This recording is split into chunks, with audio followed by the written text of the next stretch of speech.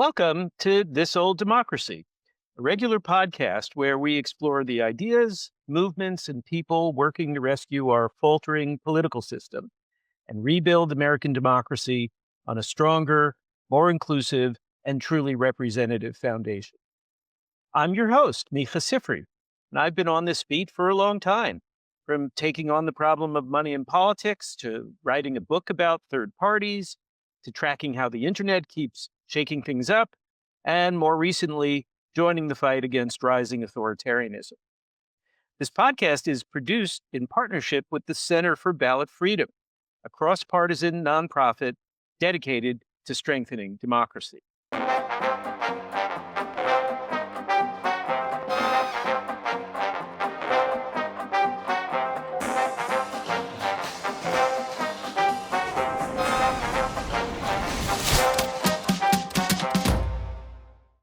Our guest today is Didi Kuo, a political scientist who teaches at the Center on Democracy, Development, and the Rule of Law at Stanford University.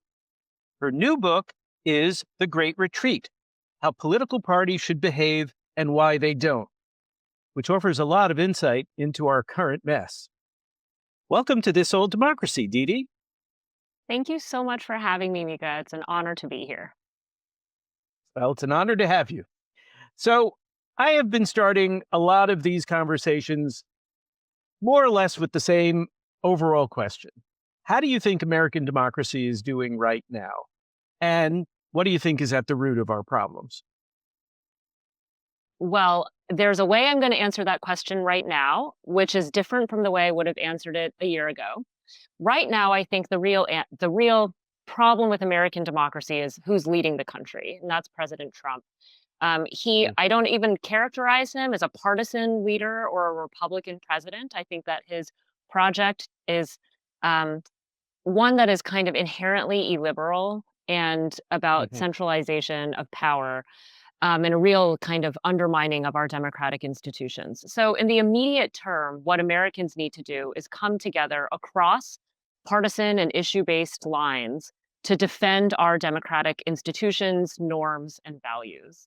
But I think Mm. that even prior to President Trump's election to power for the second time, American democracy was not necessarily doing well. We have these ongoing problems of high economic inequality, a sense that Americans can't trust their elected representatives or their political parties.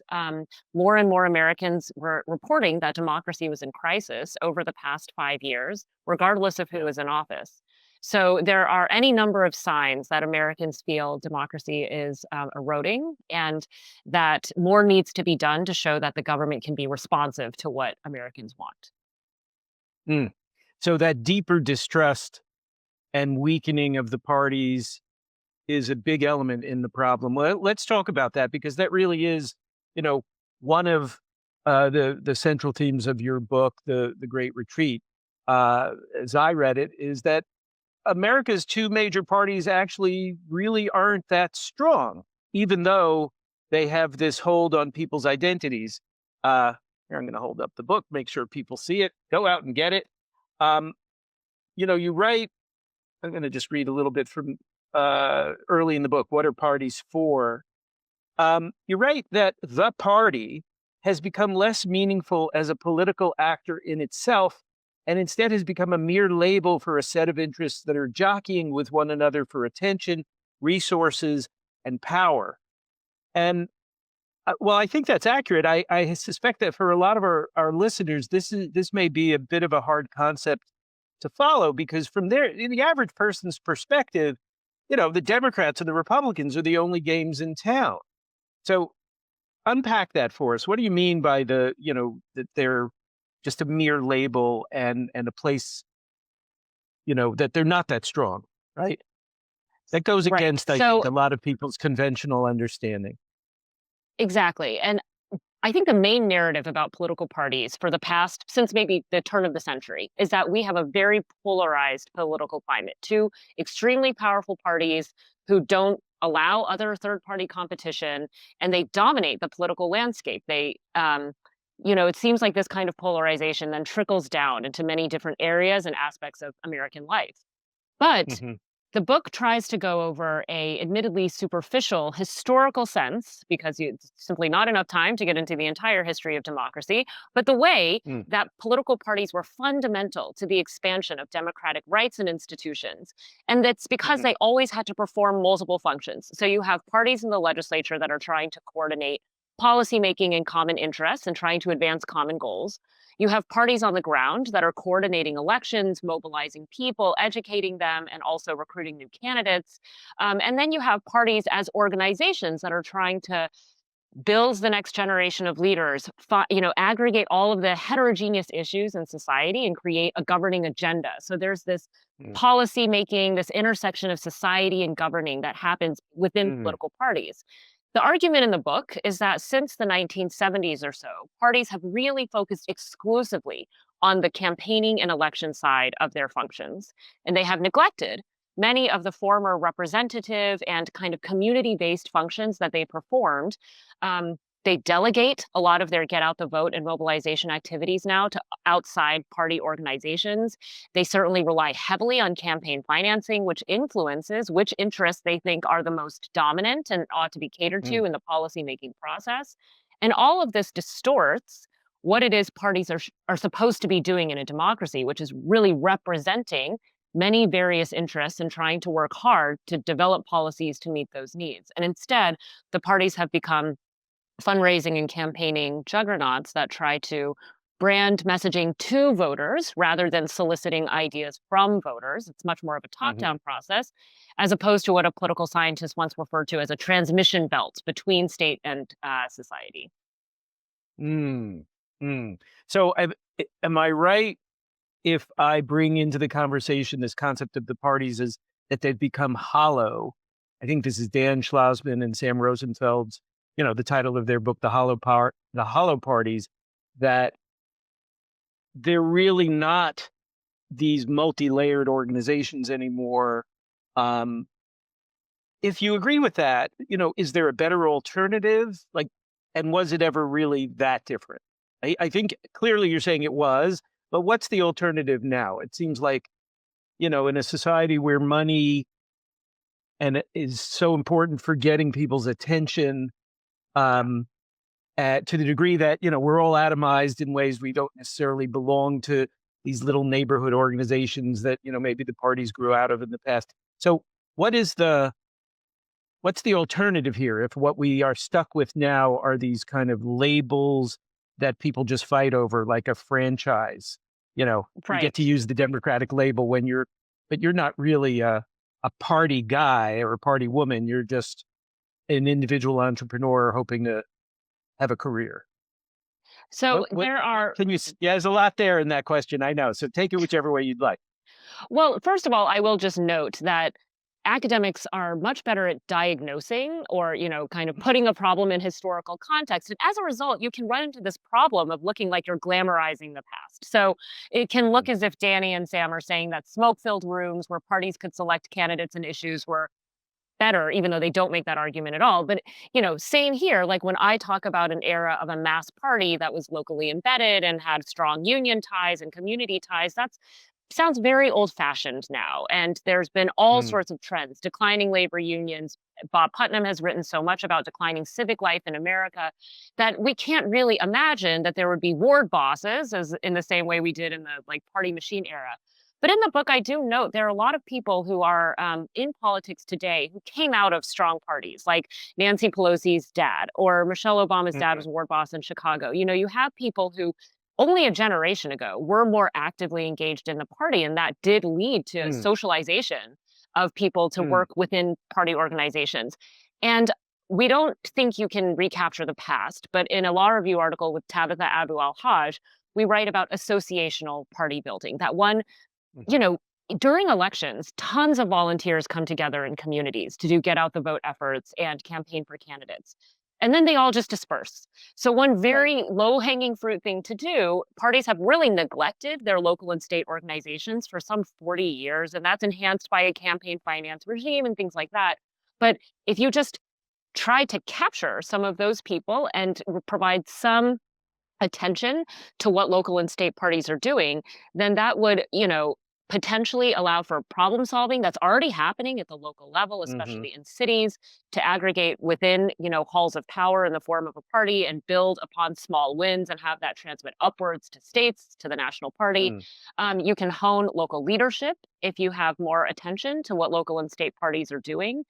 And in the absence of, these, you maybe won't get strong community-based parties, but when you let them atrophy, they become very vulnerable to hostile takeover from groups that have no mm, party interest or affiliation whatsoever. Steve Bannon, during the Biden years, on his podcast, actively called for people to go to their local Republican Party. He was like, "You'll find that it's empty.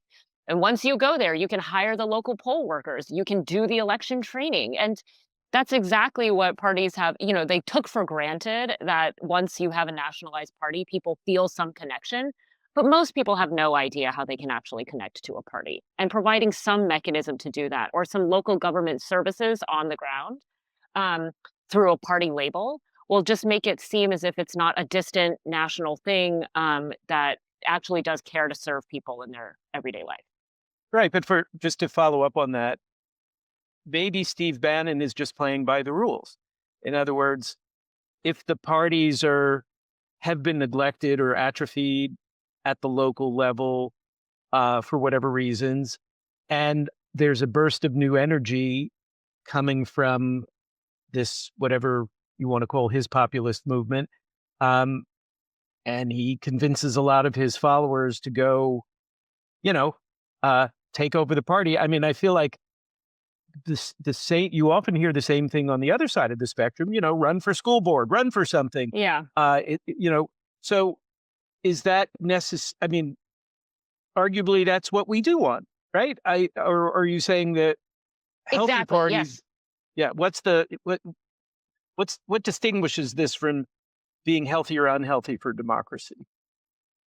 The argument is kind of that when you neglect those party institutions, that you weaken your ability to have a say in kind of which interests are represented. And you do make Mm, yourself vulnerable to, when I said hostile takeover, I meant by anti democratic forces.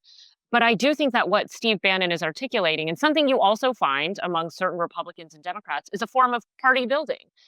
I think yeah. we see that happening in New York as well with the mayoral election. There's always going to be factions within parties. And I think that Mm, our parties have become so nationalized. We care about charismatic national leaders that just kind of jump the line, right? And go straight to yeah. national politics. It's easy to do that with social media, television, personal financing that people can get.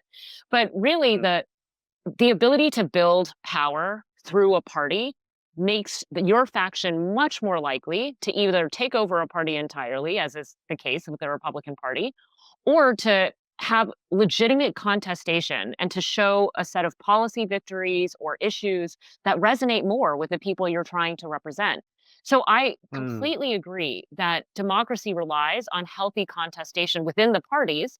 I think what I'm saying is that the parties really need to nurture that at a local level and to try to see local and state parties as arenas in which they should remain kind of present and competitive as opposed to right now, which is a lot of times they neglect them entirely. And we see this with the presidential elections and debates over investing in swing states versus investing for the long term, as Stacey Abrams mm, showed in her kind of movement in Georgia, that you can go into places that don't seem competitive and build party competition. You can make appeals. It'll just take a very long time. And that's not mhm, usually the way campaign financing works, right? You want immediate results. Um, but mm, if you want parties to become more appealing to, for example, if Democrats want to build heartland Democrats, they will need to be in the heartland. They will need to be kind of yeah. at the local level, saying, Mhm, convincing people that what they do, is important and aligns with the specific set of local or state issues in different places. Okay, that's very, very helpful. I but we when you think about how again most Americans currently think about the parties, not the activists who are kind of working their way through these structures. Yeah. I think people are pretty sour on the parties. The trend in voter registrations, for example, shows that more people are registering as independents or no party as opposed to Yep. registering as a Democrat or a Republican. And given how polarized and nasty politics has become between the two parties in many places, it's perhaps very understandable. So, there are people who say that maybe what we actually need to do to get to a better democracy is to somehow weaken the parties, get them less involved in the process of, picking who we elect, with things like open primaries where, it doesn't matter whether you're registered in the party or not, or a jungle primary where, all the candidates are on the ballot regardless of, whatever their potential party identification is. What do you think of that approach? Well, I'm going to answer your question in two parts. The first is to note that you're completely correct about the rise in independent voters. So, this story of Mm, polarization um, kind of masks the broader phenomenon, which is people are rejecting the party system. And mhm, there's great research from Samara Klar and Yana Krupnikov showing that independent voters are different from party identified voters. They tend to be more cynical about political institutions, less mm, likely to participate in democracy. So it's not like they're, political wonks who don't like labels. It's that they're people who don't mhm, think the party served them at all. And increasingly, even people who identify as Republicans or Democrats report that they don't trust either party. So this problem is one that the parties need to fix yeah. if they want to stay in power. Now, for the second part of your question about do we just get rid of parties? Look, we have an anti party sentiment that goes all the way back to our first president. Americans have Mhm, always been wary of what they perceive of as like factions jockeying for power. But the fact is, and this is, basically a consensus in political science and people who study democracy and regimes, mm, you need a party to get democracy. It is not possible to really imagine parties without an organized set of intermediary institutions that take right. popular sovereignty, people's power and their ideas and their needs and demands, and translate them into government action. You have social movements and activist groups that do a lot of interest representation. You also have Mhm, people with money and power who will always try to influence politics. Parties are the only institution that really exists to translate all of the kind of disparate public power housed in the people and bring that into governing agendas and into institutions of leadership and power. And parties have therefore served as a fundamental check within democratic capitalism on other kinds of power that are more natural and structural in the process. Corporate power, for example. So that's a lot of the mhm, argument I make in the book is kind of a political economy argument that you cannot have a healthy marriage of democracy and capitalism without strong representative parties. Now, mhm, there is a legitimate sense that parties are not serving the people. But if we got rid of parties, two things would happen overnight. One would be like just a lot of chaos because parties serve as a kind of cohering mechanism for people with common interests to advance common goals. It's simply mhm, too difficult to coordinate politics without collective action. So overnight, you would kind of get like proto factional parties already. And yeah. the second thing is that we already have a very burdened system on our voters. Like Americans have way more frequent elections. We have a lot of plebiscitary-ness in our elections, which we can talk about if you'd like to. But we ask a lot of our voters. We ask them to be super informed, to vote all the time, to have to navigate this complicated registration system. Um, Mhm, and if you just eliminated parties, you get rid of one of the main heuristics that voters use to navigate elections, and you put yeah. the burden entirely on them to get to know specific candidates in every specific election. Now, again, when you've devoted your entire life to politics, that may sound fun to you, but the ability to just pluck the best candidate again and Yeah, again is a messy way to do democracy, right. and also one that really lends itself to voting based on loyalty to leaders rather than based on, the idea that there's an organization that serves a set of causes and interests. Right, right. But the rejection that we're seeing is a rejection because the parties are not functioning in all the ways that you were describing. That's And right. and you made passing mention of this early on, and there are only two choices, which for a Right. lot of people feels like it's crazy. Not Why do I only get two? Yeah, I want more choices. Why can't I have more viable choices? And that's a theme we've returned to again and again on this podcast, the need to open up the system, to more parties that can be something more than just spoilers. Um, Right. and so we don't have to go into all of that here. You do offer in the concluding chapter of your book, you offer some ideas about, okay, if we want a sustainable democratic future, we need strong parties. And I know you said, not the job of political scientists necessarily to recommend all the solutions, but you offer some remedies, and I'd love if you would unpack these a little bit with us. You would reform campaign finance in ways that would centralize more authority over funding, and weaken the influence of big donors. You would look for ways to rebuild state and local parties that would involve volunteers in more ways than just the last few weeks before an election. And you would also look for ways to just get people, civic education, I guess is the phrase we would use, explain what government does and how it can actually play a positive role in people's lives. That all of these are vital reforms that we have to put our shoulder to the wheel and figure out how to do them. So say a little bit more about each of those, and then also how are we going to get them? Right? Like, where do we get the energy and resources to get some of these things to happen? So campaign finance, stronger local parties, and better civic education. Those were the three. So it's very unlikely to imagine what kind of reforms are going to succeed in the short term. And your previous question about open primaries, that's where a lot of energy went in 2024. There Hmm. were 7 ballot initiatives in different states to Right. open up primaries and do ranked choice voting. They all failed. So there's a real mismatch, Oh, I think, between what activists may want in the reform community and what the public seems to care about. So the sure. the 3 reforms I lay out on campaign finance, it's unlikely that we're going to get big um, changes to the campaign finance system with the Supreme Court's current interpretation of money in politics. That said, there's a lot of empirical evidence that when parties have control over their financing, they're more likely to pick moderate candidates than donors are. Hmm. And they're more likely to spend their resources strategically in ways that kind of support party builders and people who are willing to work within the party rather than against the party.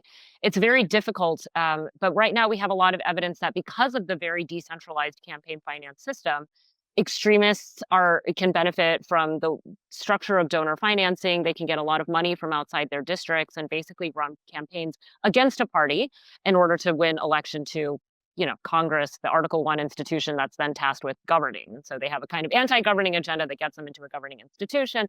So if parties could control finance, and in fact, if they even could make more decisions about candidates and vet them more, that would be there. Historically, that has been a path to more responsible candidates.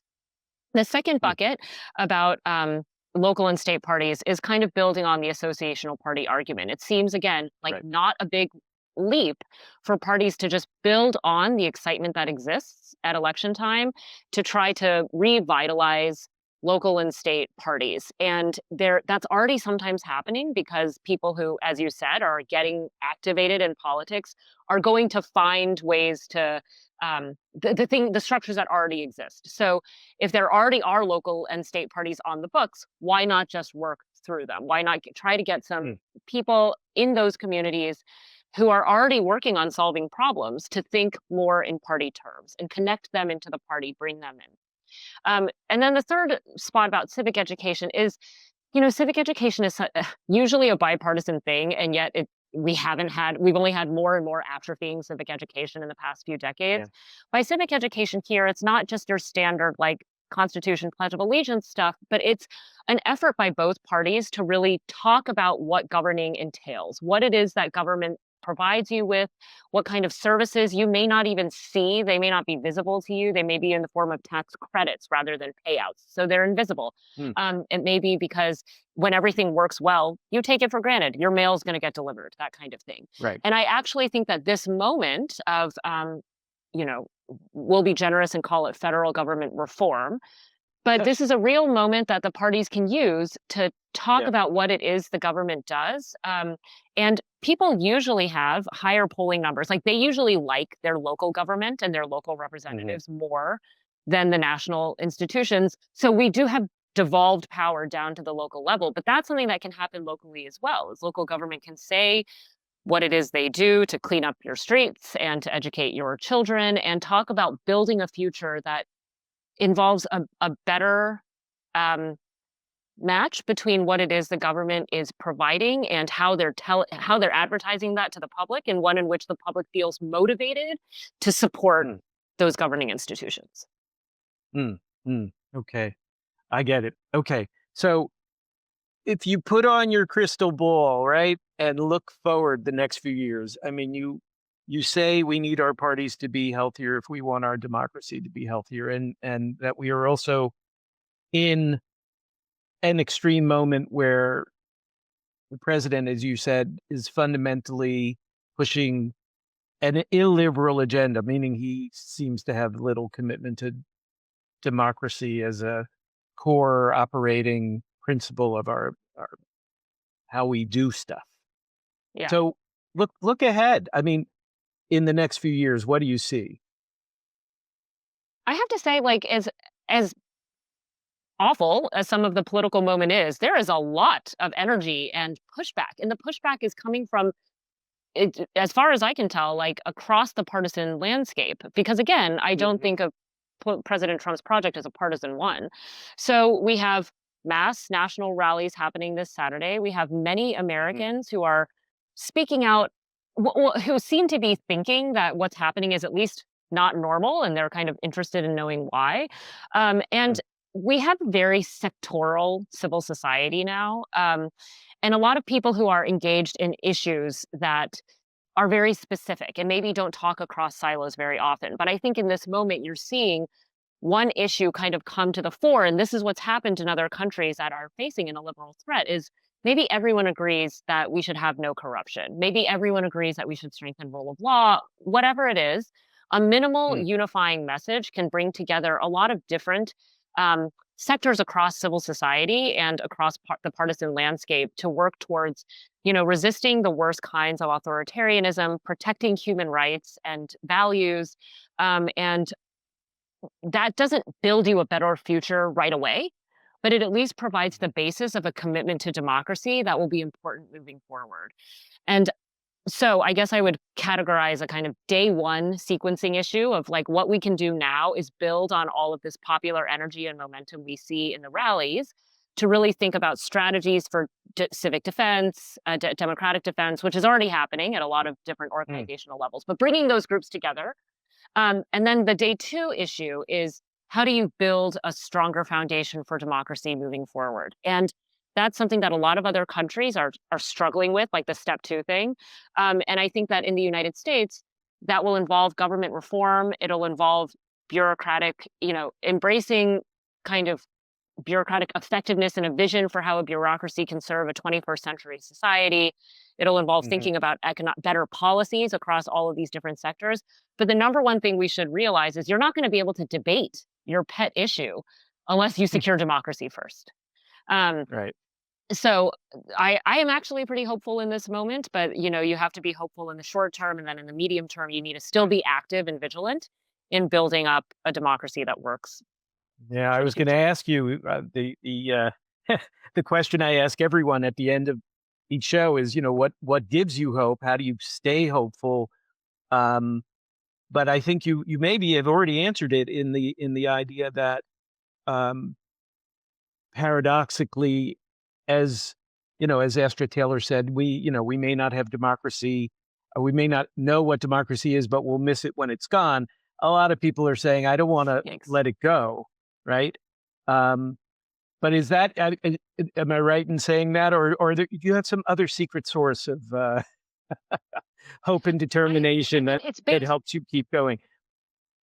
I think first of all, we've seen a lot of other countries do this successfully. So Brazil, Poland, and France in the past 2 years Mm, have been able to have many different people from across the political spectrum come together mm, to do really strategic decisions in their election and stop the illiberal leader from either winning power the first time, as is in the case of France, or from reassuming power. It was the case of Brazil and Poland.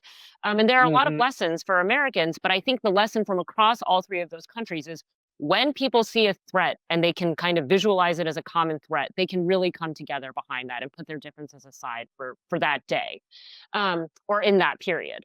And then in the longer term, I think that the story of American democracy itself is one in which serious crises, horrific Mm, ones, then led to periods of rebuilding that sometimes took decades. yeah. We have had, the story of democracy in the United States is not a top down institutional story. It's very much reliant on the civic power within the people and the desire and kind of belief that a better future is possible. So it may be the case that Mm, we've never lived up to the values that were originally outlined in the Constitution and Bill of Rights. But it's certainly the case that we have shown over time as a country that we can get way closer to it and that we're kind of yeah. determined to do so, even in the face of conditions that are extremely hostile to that success. So Hmm. I, really, really am holding on to that hope for the future. And I think it's possible that we see things turn around soon. Hmm. Yeah. All right. Well, I'm going to hold on to that hope as well. And thank you for making the time with us, Didi. And Thank again, you so much for having me. her new book, The Great Retreat. Go out and get it. Um, and we'll include a link to it in our show notes. Well, that's it for this episode of This Old Democracy. If you found today's conversation thought provoking, and please share it with a friend, leave us a review, and subscribe on Apple Podcasts, Spotify, or wherever you get your podcasts. To learn more about our work and our partners at the Center for Ballot Freedom, visit centerforballotfreedom.org. I'm Micah Sifry, and I'll be back soon with more stories of the people and ideas fighting to renew, repair, and rebuild this old democracy because it's ours and it's worth saving. Thanks for listening and stay engaged.